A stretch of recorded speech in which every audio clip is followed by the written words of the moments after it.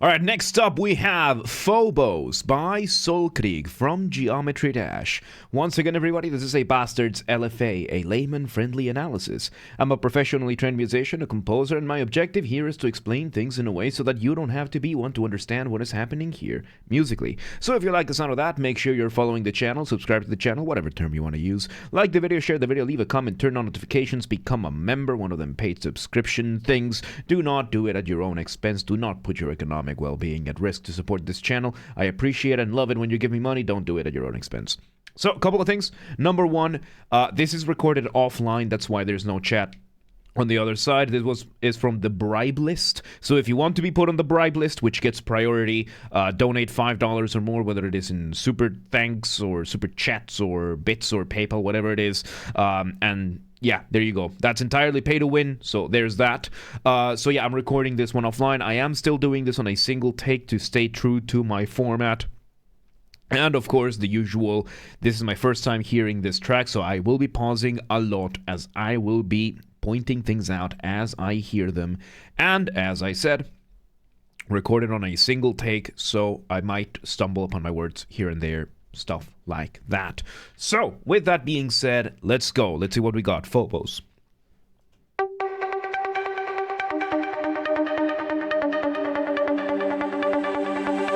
Okay, we start with a very cool delay. So, in music, delay is a type of effect that you can have. A delay is basically a type of echo. There are two types of echo mainly in music. There's delay and then there's reverb. So reverb is the type of echo that you get from like saying something in an empty auditorium or like a large hall, something like that. That natural echo that just gives you a sense of scale. Delay is the type that repeats the audio the way it is, like if you're screaming from a mountain range or something like that.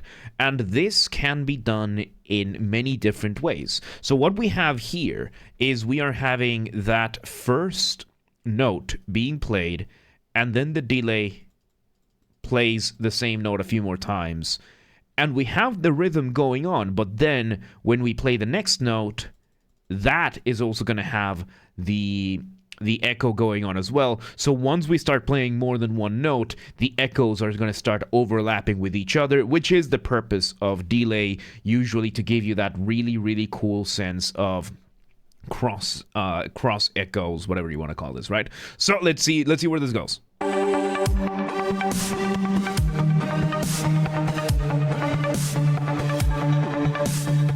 Okay, so now we bring in a drum to give us some very nice sense of pace. Fairly benevolent, this drum. You know, the kick is not super loud, super bassy as it usually is in electronic music. The hi-hat is fairly well balanced. I don't think I've heard a snare yet. And most importantly, we brought in a bass line, and the bass line is just going through the chord progression that we're doing. Chord progression is just the order of the chords that we're doing, where we are, the changes, and all that kind of stuff. And we are basically just repeating the initial motif. Motif being the seed, the smallest version of your musical idea, the seed from which everything else comes from. Let's see where this goes. There you go. There is a snare. The hi-hat is a bit more in the forefront now. Okay, and now we're doing a doubling with the bass. A doubling is when you have more than one instrument, in this case the bass and the synth, playing the same thing, usually for the effect of adding texture and layers, which is exactly what is happening here. Let's see where this goes. Critical error. Was that GLaDOS? I don't think that was GLaDOS, no, but it reminded me of GLaDOS from Portal. So there you go. We had a quick moment of silence. One of the most useful tools a musician can have is silence. We took away everything to give us this really unexpected voice sample split second of silence, and we jump right back in. Super, super powerful thing to do, especially in electronic music. It's one of those really fun things that electronic music has. So let's see where this goes.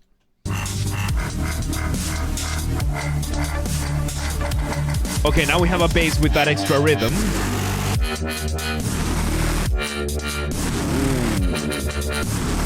And I think this bass line is the same motif that we had, except without the delay. So now we are actually hearing what this sounds like.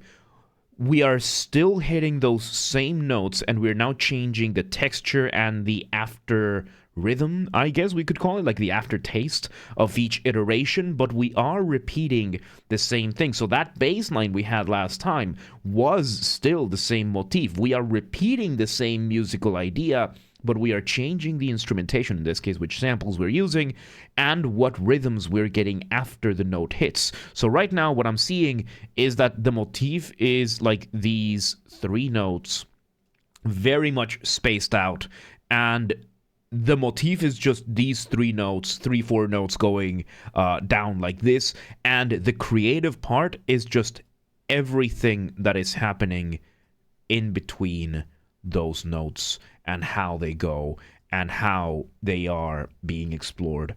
I like this because we still have the overall just sound of that downward going scale, but the stuff in the middle is adding extra bits there. So that is a very, very good way of developing your material, especially if you have a very slow motif like this one, because this is a very, very slow motif. Because it's what, like almost 5 seconds for the whole thing to go through? So it's a very, very slow one. And what Solkrieg is doing here is that he's filling out the space in between. First with delay. Then it was just flat out, just having the bass line with that extra, with the extra synth on top to just let us properly soak in that. I thought it was just a bass line. Turns out, no, it's the motif. It's the motif. And now we are back to this, adding extra rhythms to this motif in between to take it this way. Very good. Very, very good. Let's see where this goes. So cool. And by the way, what this part is doing, what the after hit is doing, those are triplets. So let me go through the concept of triplets again, right? So, because when you make music, you have 3 main building blocks: melody, harmony, and rhythm. Now, rhythm is the study of time, basically. How long things take, when they are hit, at what speed, etc. And we usually subdivide time into measures or bars. Those 2 are interchangeable names. And these then are determined how, like the space of those is determined by our time signature, which is 2 numbers. Upper number, lower number. Upper number is the number of notes in a bar. Lower number is the type of notes in a bar. In English, it's super easy to remember. Whole notes is 1, half notes is 2, quarter notes is 4, eighth notes is 8, so on and so forth. So in this case, a 4/4 bar is going to be 4 quarter notes in a single measure. So every measure we get, we are gonna get a total duration equivalent to 4 quarter notes, and the way we count it is going to be based on 4 quarter notes. So first quarter note is going to be 1, second is 2, third is 3, fourth is 4. So we counted 1, 2, 3, 4, 1, 2, 3, 4. Now the cool thing about this is that one whole note has 2 half notes, one half note has 2 quarter notes, one quarter note has 2 eighth notes, so forth and so forth. So they all get subdivided. So a 4/4 bar has 4 quarter notes or 8 eighth notes. And it is counted still the same way, except if you want to start counting the eighth notes, you add the term "an." So 1 and 2 and 3 and 4 and to have those moments in between. These are called straight eighth notes because it's, the normal eighth notes that we usually have. But after that, we have the concept of eighth note triplets. The academic term for this is tupleting, which is when you have a number of notes crammed into a space where another number of notes would usually be. The most famous and common one would be the eighth note triplet. So that is in the space that we would usually have 2 eighth notes. Now we have 3. So the way this is counted, instead of being counted 1 and 2 and, now it is the number and ta, ta, first ta and second ta. So if we were to do full measures, so of straight eighth notes, then full measure of triplet, 1 and 2 and 3 and 4 and 1 ta ta, 2 ta ta, 3 ta ta, 4 ta ta. So you can feel that more fluid sensation that the triplets give you. So what Solkrieg is doing here is that while everything else around it has been straight eighth notes, straight quarter notes, you are adding now to these after hits in this section that we've been doing right now, triplets. And those triplets are in the relative speed that they are. So they're not that slow. They are pretty fast and everything, but it gives you this sense of extra motion that triplets will give you. And this can be applied to pretty much any note, right? Like you can have eighth note 16th triplets. You can have quarter note triplets. You can have half note triplets. Like they can all still happen in this kind of thing. So we are having moments of mixing like 16th triplets, quarter note triplets, eighth note triplets, and it's just doing all of this to give you that extra sense of motion throughout the motif. So let's see where this let's see where this goes.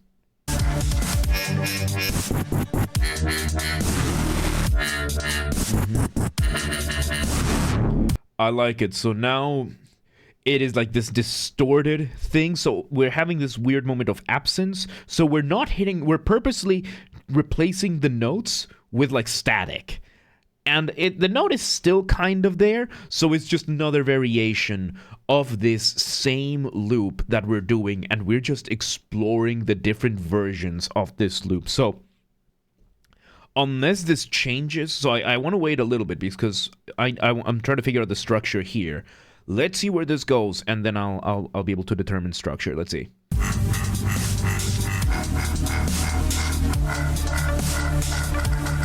Nice. Triplets again, another variation. Nice.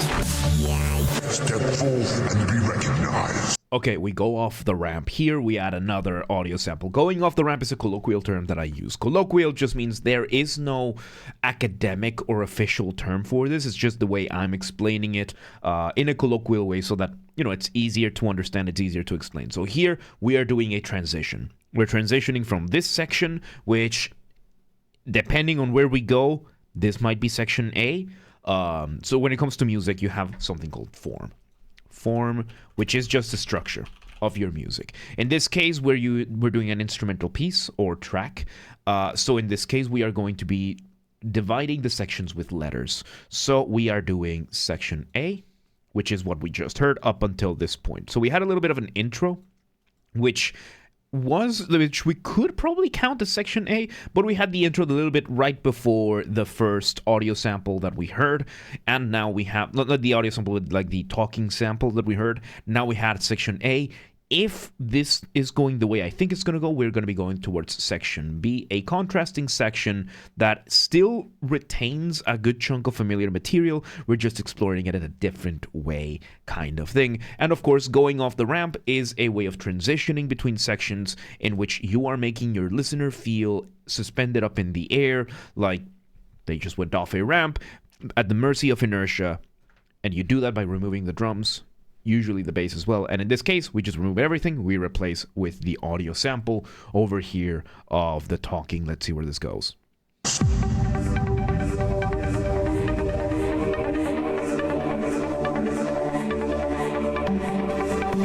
It's still the same motif. Nice.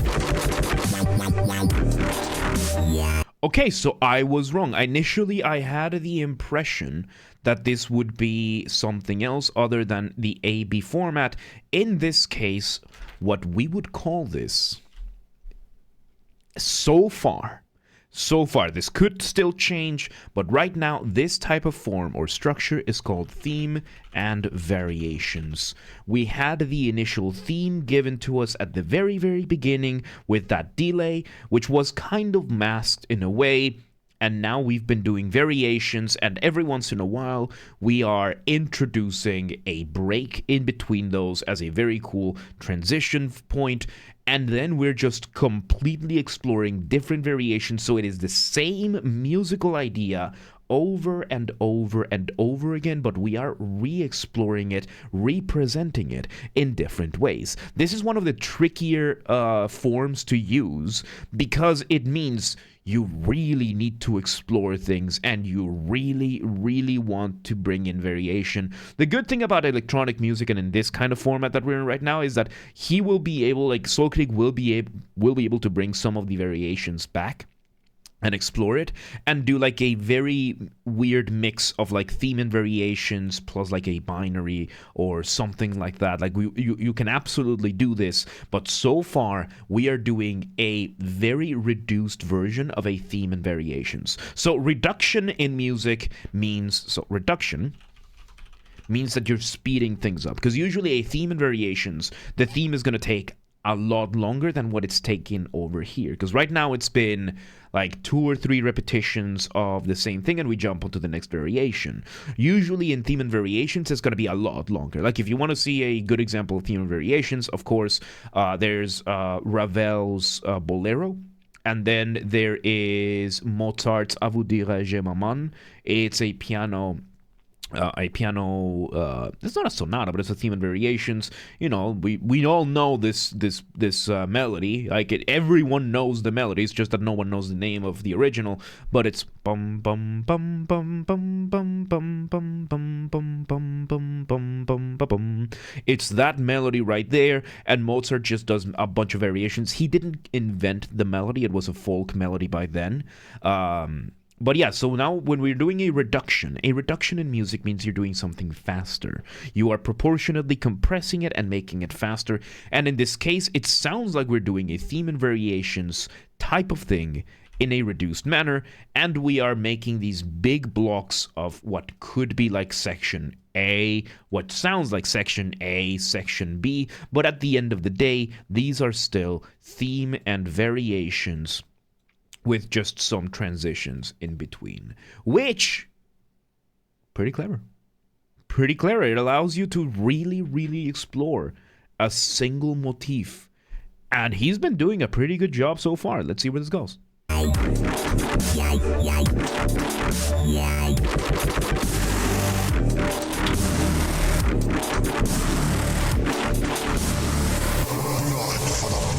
Another transition. Yeah, and now we are just bringing, so rhythmically it's still the same motif, we're just messing around with which samples, which rhythms we're doing in between. I am impressed at how simple this idea is and how well Solkrieg is able to do this, because again, when it comes to making music, you want to keep a very careful balance between what is familiar and what is new. And in this case, doing a theme and variations, one of the reasons why theme and variations is one of the trickier ones is because you're doing the same thing over and over and over again. So if things are too familiar and you repeat yourself too many times, you risk the audience getting bored and tuning out. On the opposite side, if you bring too much new material too quickly, you risk overwhelming the listener, they tune out. And in this case, theme and variations is leaning more towards the familiar. So how is Solkrieg reconciling with that? We are just exploring everything that happens in between those beats. That's why the motif is so slow, because now there is room for exploring everything else, even though the core idea of this has stayed the exact same so far. Let's see where this goes.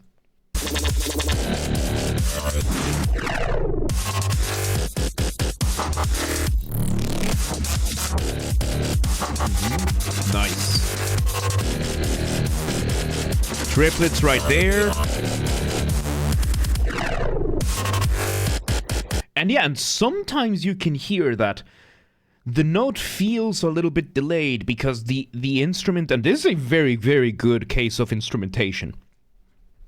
By the way, instrumentation or orchestration is picking the right instruments or the right samples in this case for the right sound, the right response, all that kind of stuff, and it's for mostly texture. And the way Solkrieg is doing this is that the hits, we're going from having the hits being done for the motif, the downbeat of each motif going from the same sample to now being different samples. So now everything feels displaced when there's two samples. When there's a minor one, like a smaller sample, giving you the first hit, and then the rhythmic section, the rhythmic aftermath comes in into a stronger sample. So we are still doing the same idea for 2 minutes now, and it still doesn't feel old. This is very creative. Let me see where it goes.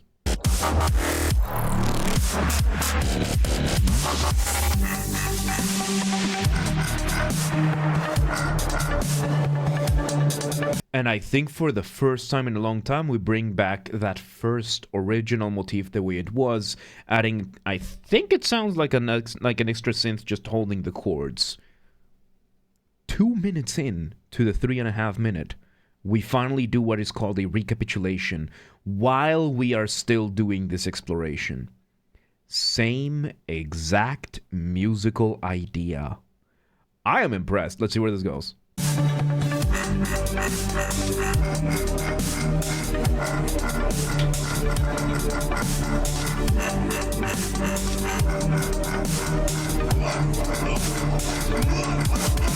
There was an audio sample there. Another sample. And now for this variation over here, which now we're in the climax of the track. And here, the climax is difficult. This is a tricky thing that I'm pretty sure Solkrieg had to figure out. Because usually, when you're in the roughly last minute and a half of your track, of your song, usually that's where you want to have the climax. And the climax usually involves revisiting things that you've done before. However, how do you revisit something that you've been doing over and over and over again? Well, what Solkrieg is doing here, speed up the drums. We increase the pace, and we are just continuing doing what we were doing. Now we just make it feel more grandiose this time around. Like it feels like it's escalating, but mainly the drums. And once again, it's amazing how a simple change in drums can really change everything. If you want the best example of how impactful that can be, listen to the intro to The Mirror by Dream Theater. The guitarist plays the exact same riff, the exact same rhythm for a full minute, nearly a full minute, but the drums, the keyboard, the bass change around, and it's mind-blowing how different the feeling of the track goes, of the song goes, with those changes. And that is something on principle that Solkrieg is doing over here by changing the pace of the drums. Because so far the drums have had a pretty consistent pacing. Like we have a fairly slow drum to allow for everything. It's a very slow-paced piece. And we've had a very slow drums going in, allowing for the entire melody to and the motif and all the exploration in between, for all the variations to play out. Now we're speeding it up, and we're adding, of course, that I think there's one extra synth just playing the chords in the background, and now it just feels completely different. So let's see where this goes.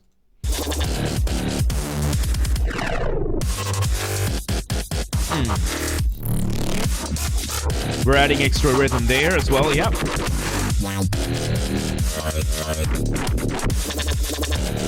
Yeah, so another aspect of the climax over here is that the changes in samples are a lot faster now.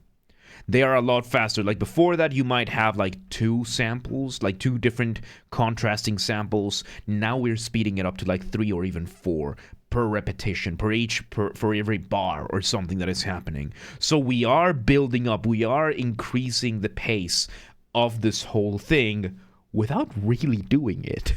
That's what keeps impacting me about this. Theme and variations in a reduced micro level, and it's still working. It's still working. Like musically, Solkrieg has not changed the musical idea once. Not once so far has the overall, like in this case, when it comes to motivic development, we just call this repetition. And this has been, in essence, repetition after repetition after repetition. There has been zero development of the underlying motif. Everything else has been just flair and adornments and everything in between. And he's managed to make it work. Like, if you were to show this is a very, very good track to explain how theory doesn't always match practice. Because if you were to represent this to a teacher, you would probably get kicked out of the class. How dare you bring me the same freaking musical idea for 3 minutes? Go develop it. But it's not what we're getting here. This actually is fun. This is fun. This is cool. Sometimes the rule of cool simply overcomes what we know as rules. And by the way, in music, rules are just the term that the academics give so that they can stay gainfully employed as teachers. There are no rules, there are common practices. There are things that tend to work a lot more than others. And that's that. And this is an example of, yeah, theoretically speaking, this should be an unbelievably boring track. Because we are doing the same thing over and over, and I don't see a reason why we would change the motif now in any way. Like, we haven't had any development in the motif in the essence of it. All of it has been the in-between. But Solkrieg has managed to make those in-between so fun that it doesn't matter. So that's that. Let's see how this ends.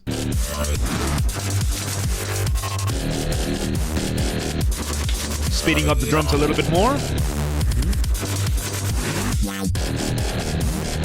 Nice. And we also have moments where we just don't fully hit the notes. We just let a little bit more silence there. So yeah, variation after variation. With that said, we got 23 seconds. Let's see. How are you gonna end this?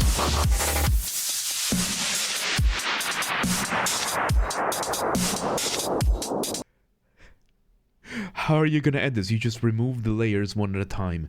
We remove the melody and the harmony. Let's see. Let's see. We remove the layers. And then it ends. We just remove the layers. We slow it down. And we just end it with the drums. Solid enough. Good enough for me. There you go. That was Phobos by Solkrieg from Geometry Dash.